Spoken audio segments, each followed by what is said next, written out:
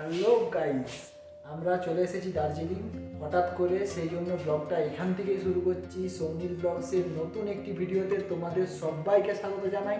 দার্জিলিংয়ে আমরা 3 দিন থাকবো, কি করব না করব, কোথায় ঘুরবো, কি খাবো, সবটা তোমাদেরকে দেখাবো। তো চলো শুরু করা যাক।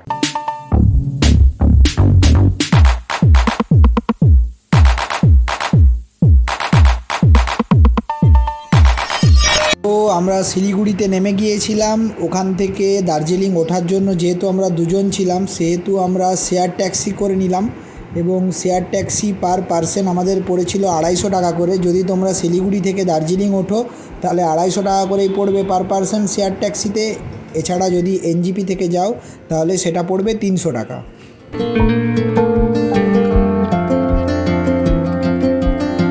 তো অলরেডি আমরা পাহাড়ে উঠতে শুরু করে দিয়েছি। তো এখানের ওয়েদারটা মোটামুটি একদম সুন্দর ছিল, না খুব ঠান্ডা ছিল না খুব গরম ছিল।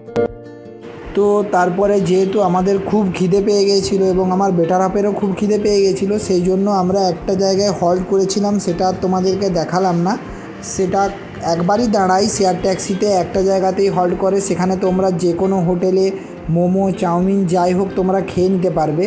বাংলা অথেন্টিক ফুড না পাওয়া গেলেও চাইনিজ ফুডটা পাওয়া যায়।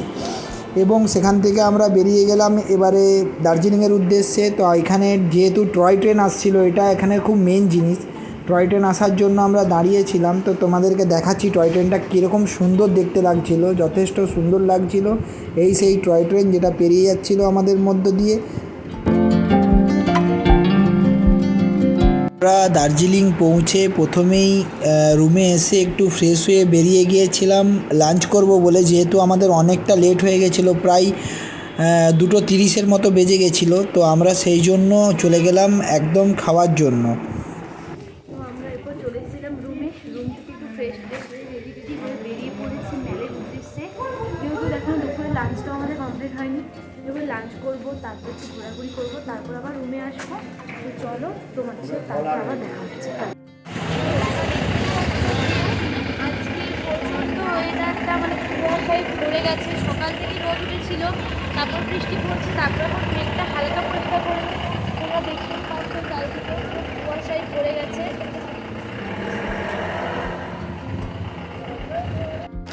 আমাদের হোটেল থেকে বেরোনোর পরে যে রাস্তা ধরে আমরা ম্যাল রোডে পৌঁছাবো, সেই রাস্তা ধরেই আমরা এগিয়ে চললাম এবং ভিড় তেমন একটা ছিল না, কারণ বৃষ্টি যেহেতু পড়ছিল। তো বৃষ্টিতে এমনিতেই রাস্তায় লোকজন খুব কমই দেখা যায়, সেহেতু লোক একদম বেশি ছিল না। তো আমরা যেহেতু আমাদেরকে লাঞ্চ করতে হবে এবং অনেকটা দেরি হয়ে গেছিলো, সেই জন্য আমরা তাড়াতাড়ি চলে যাচ্ছিলাম লাঞ্চ করব বলে। পাহাড়ি এলাকায় যে কুকুর দেখা যায় তাদের বেশিরভাগই গায়ে এরকম প্রচণ্ড লোম থাকে, যেহেতু শীতপ্রধান এলাকা, তো সেই জন্য। তো এই সেই আস্তাবল, যে আস্তাবলের পাশের রাস্তা হয়ে আমাদের হোটেল যেতে হয়। আর এই আমরা ম্যালে প্রবেশ করলাম। তো ম্যালে লোক তেমন একটা ছিল না, যেহেতু 3টে 3:30 বাজে এবং বৃষ্টিও হয়েছিল, সেই জন্য লোক একদম ছিল না। তো যাই হোক, আমরা আমাদের এত খিদে পেয়েছিল যে তাড়াতাড়ি আমরা পা চালিয়ে সেদিকে যাচ্ছিলাম।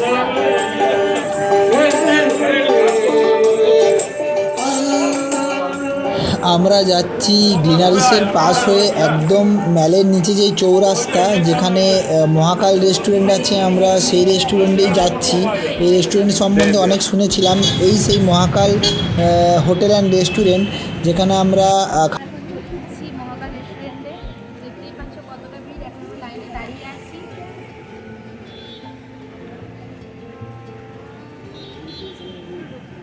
অ্যাট লাস্ট আমরা লাইন পেলাম খাওয়ার জন্য। তখন ঘড়িতে বাজে ঠিক 3:30। তার মধ্যেই তোমরা দেখতে পাচ্ছ কী ধরনের ভিড়। এবং যেহেতু মহাকাল রেস্টুরেন্টের 2টো ফ্লোর, জানা ছিল না, উপরে 25 সিটস আছে এবং নিচে 25 সিটস আছে। তো নিচে দেখো কীরকমভাবে কত লোক খাওয়া দাওয়া করছিল। তার মধ্যেই আমরা বসে গেলাম এবং নিয়ে নিলাম একটা ভেজ থালি, একটা চিকেন থালি।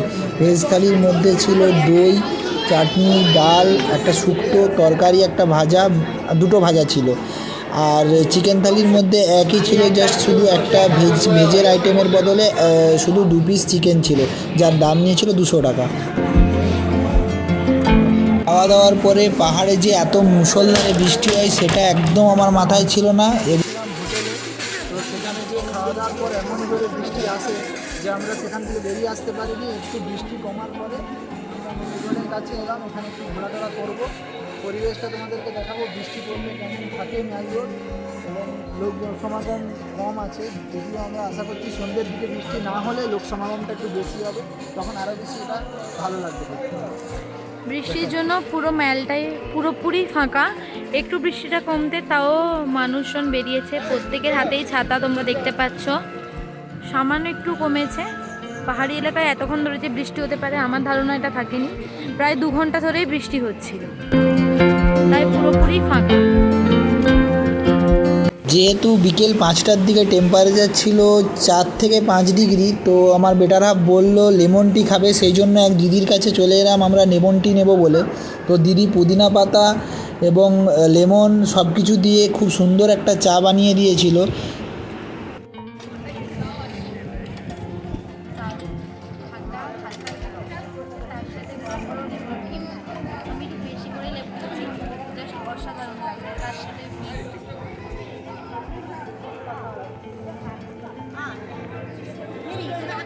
দুপুরে লাঞ্চ যেহেতু খুব দেরি করে করেছিলাম, সেহেতু আর হোটেলে আমরা ফিরে যাইনি, আমরা মেলেই ছিলাম। তো দেখতে দেখতে সন্ধেও হয়ে গেছিলো, কুয়াশাও প্রচণ্ড পরিমাণ দিয়েছিল। এই করতে করতে সারা দিনটা আমাদের কেটে গেছিলো এবং খুব টায়ার্ড ছিলাম। টায়ার্ড থাকার কারণে আর বিশেষ কোনো জায়গায় যাইনি, আমরা মেলেই ছিলাম সেই দিনটা, এবং সারা দিনটা আমাদের এইভাবেই কাটলো। আমাদের নেক্সট ব্লগে তোমাদেরকে আবার বলবো আমরা দার্জিলিং কেমন ঘুরলাম।